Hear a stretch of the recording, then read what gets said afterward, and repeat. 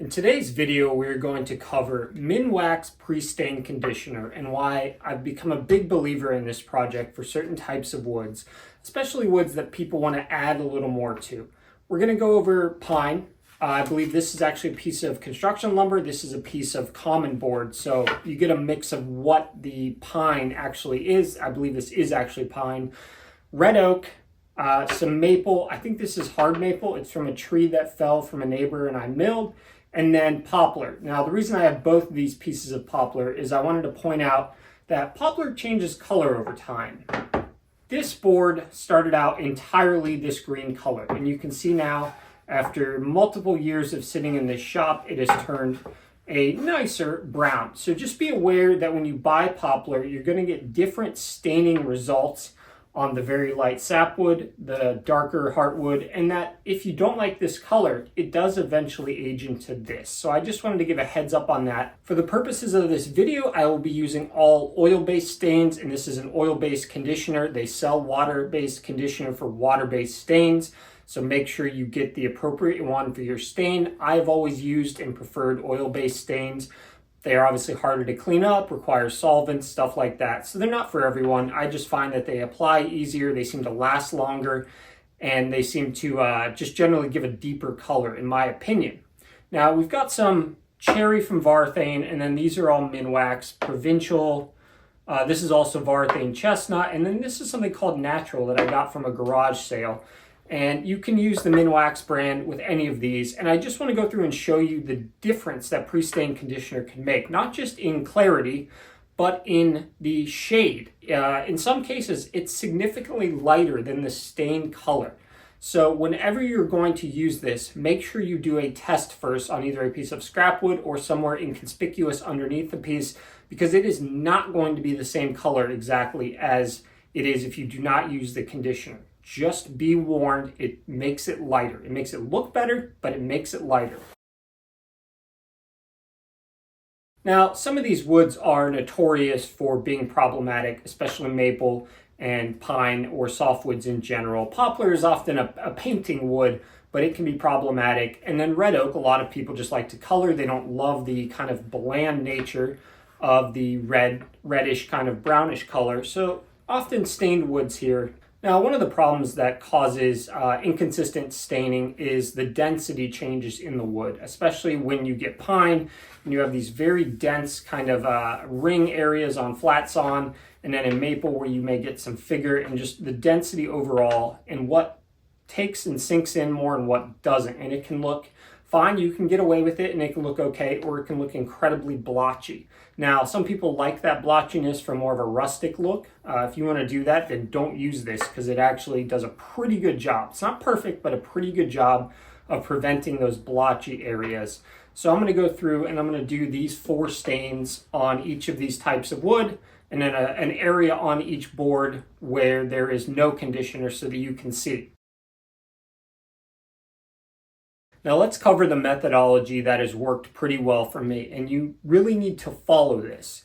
You may have okay results doing something different, but this has worked for me, and this is exactly what I'm going to use here.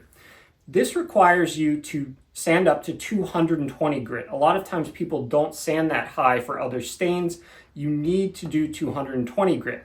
Now, time-wise, I apply this, I wait 15 minutes, and then I wipe it off and I immediately apply the stain. This has worked very well for me. I've seen debates on time length. The can says 5 to 15 minutes. I found 15 minutes to be perfectly fine. I flood it on, wait, just set it aside for 15 minutes, wipe it off, and immediately move to the stain. You don't want to let this sit for a while. You don't want to brush it on and then immediately put the stain on. It needs to get inside of the wood to seal things off to try to bring an even level that the stain will sink into. All of these have been sanded to 220. Again, construction lumber, red oak, poplar, pine, hard maple. In cases where your stain and the pre-stain conditioner conflict in terms of grit, go to the pre-stain conditioner grit, which for Minwax is 220. I will be applying the pre-stain conditioner and the stain with a brush. I just prefer to do it that way. It's quicker. You may get slightly different results if you rub it on. I've generally found that stain isn't as deep in color if you rub it on unless you really keep going. But just know that these are with a brush if that impacts how you plan to stain your project. Now make sure to thoroughly stir your pre-stain conditioner before and during if it's taking you a while. If you let it sit, you can actually see sediment built up in the bottom. That needs to be mixed into the rest of the liquid for it to apply evenly when you apply it. So stir it. Do not go into this without stirring it. Just like every stain, stir it. There are pigments in there that will settle, and you want them to get a uniform color to be evenly distributed. Go ahead and put them next to each other in terms of stain without and then stain with pre-conditioner. And once it's all dry, we'll come back and take a look. Again, liberally apply the pre-stain conditioner, wait 15 minutes, wipe it off, immediately apply your stain, and then stain length is going to depend on how dark. If you don't want it super dark, 5 minutes. If you want it dark, 10 minutes. You can go longer depending upon the humidity in your area, but if you're not careful, it can get very sticky and hard to wipe off. I do 7 to 8 minutes generally with my stains. And like I said, do a test on a piece of whatever you're building if you're trying the pre-stain versus not, because the color is not the same, as you will see when I'm done. All right, we will get back to this once this is all dry.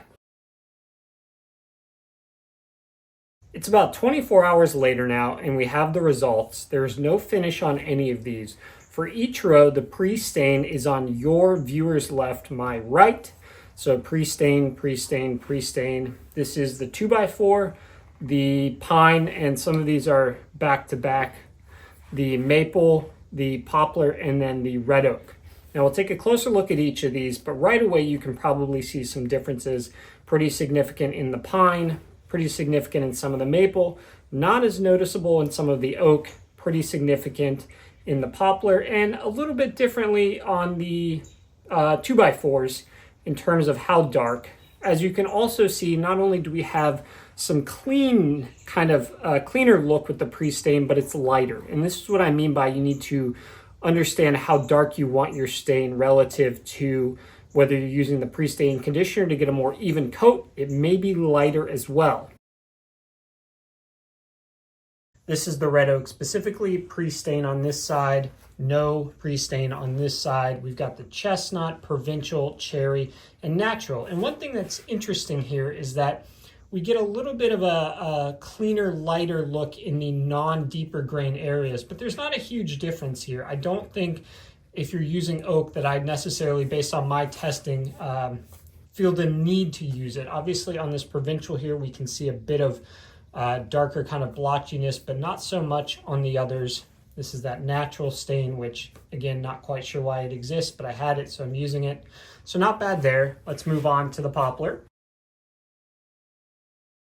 Now this is the poplar. We've got cherry and chestnut pre-stain on this side. Again, you can see a significant difference in how even this is and lighter. Then on the other side, we've got that natural, not a big difference. And then we've got the provincial. It may be hard to see on camera a little bit, but quite a big difference here in the blotchiness. And again, these are all one continuous piece of wood directly flowing into each other. So significantly less blotchiness on this, but also much lighter. Now we have the maple here with some curl in it. This is hard maple, I believe. The pre-stain is on the inside here, and I think you can see a significant difference on some of these in how uneven and blotchy the stain is with the provincial. Natural, no real, I mean, you got a little bit darker in this area, but that may just be grain. Cherry, pretty noticeable in terms of how uneven some of this area is, but you know, we've got a little bit up here that's not really that clean for the pre-stain. Very noticeable in the provincial in terms of how clear it is. When you get figure that's a little uneven throughout wood, it can be different in different places, and some of this can be just purely how much figure, but you can see especially on this chestnut how much lighter and even this is. Now these will all appear darker when you add finish, so that's going to change the look, and if you've got blotching, that can make it a lot worse. But if you're looking for a cleaner, more evenly distributed look, the pre-stain is pretty important on maple with certain colors. Now next up we have the box store common board, pine. Some people call it SPF, spruce pine fir, because it's not always known what it is. On the left here, pre-stain. On the right, no pre-stain. Significant blotching on the right. Pine is by far the worst offender in terms of blotching. There's that natural, obviously not a big difference there.